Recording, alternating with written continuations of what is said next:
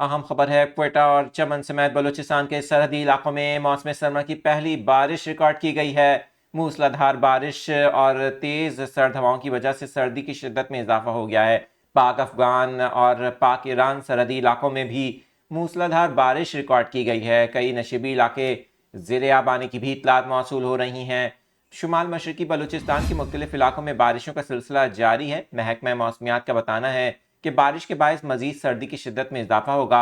महकमा मौसमियात के मुताबिक बारिश और पहाड़ों पर बर्फबारी का सबब बनने वाला मगरबी हवाओं का सिस्टम इस वक्त बलूचिस्तान में मौजूद है।